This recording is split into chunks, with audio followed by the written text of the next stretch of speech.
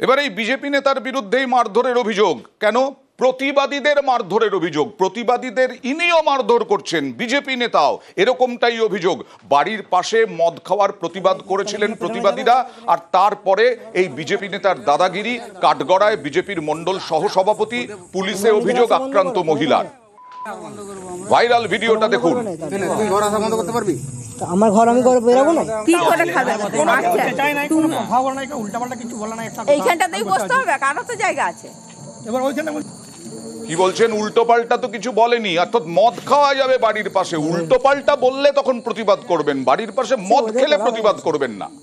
সে সবাইকারই করা আছে। এই রাস্তাতে খেলেই বলবে, একজন বসলে বাইরের লোকগুলো এসে বসে যায়। এবং বিজেপি নেতাও মত্ত অবস্থায় ছিলেন বলে অভিযোগ। সামনে রাস্তা, আমরা এখানে বেরোবেরি করি, এখানে বসে সবাই কথা বলবো প্রতিনিধি দেবব্রতর সঙ্গে। দেবব্রত, এই মণ্ডল সভাপতির এতটা বাড়বাড়ন্ত কিভাবে? আর 100 বার খাওয়াবেন। একদমই দেখো, এই মণ্ডলের সহসভাপতি, তার এলাকায় প্রভাব রয়েছে, তাই তার এত বাড়বাড়ন্ত। এদিন রাতের বেলায় তার দলবল নিয়ে, তার সাগরেদদের নিয়ে ওই মহিলার বাড়ির সামনে মদ খেতে যায়। ওই মহিলা যেমনটা অভিযোগ করছে, তার মূল গেট রয়েছে, সেই গেটের বাইরে দিনের পর দিন এইভাবে করে এসে মদ খায়। কারণ ওই মহিলা তার 2 সন্তান এবং স্বামীকে নিয়ে বসবাস করে। তার 2 সন্তান অত্যন্ত মেধাবী, একজন মাধ্যমিক দেবে।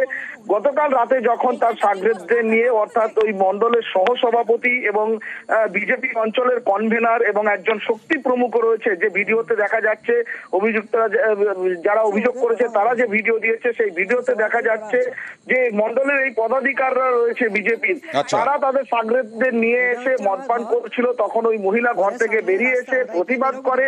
প্রতিবাদ করলেই চড়াও হয় ওই মহিলার ওপর, এবং তারা বলতে থাকে তারা এখানে মদ খাচ্ছে, বেশ করছে, বেশি কথা বললে আরো লোক এনে এখানে বসে মদ খাবে। এরপরেই চেঁচামেচি শুনে তার ছেলেরা বেরিয়ে আসে, তারপর ভিডিও করতে থাকে, তাদেরকেও হুমকি দিতে থাকে। এরপর নিরাপত্তার অভাব মনে করে ওই মহিলা তার ছেলেকে নিয়ে রাধানগর ফাঁড়িতে যায়। নেতৃত্বের কোনো বক্তব্য আছে? একদম বিজেপি জেলা নেতৃত্বের সঙ্গে আমরা কথা বলেছিলাম, তারা বলছে কোনো মতেই এই ঘটনা দল মেনে নেয় না। কারণ কেউ যদি ব্যক্তিগতভাবে এই ধরনের ঘটনা ঘটায়, তার দায়িত্ব দল ব্যবস্থা নিক, পুলিশ ব্যবস্থা নিক, আমরা এটাই চাই।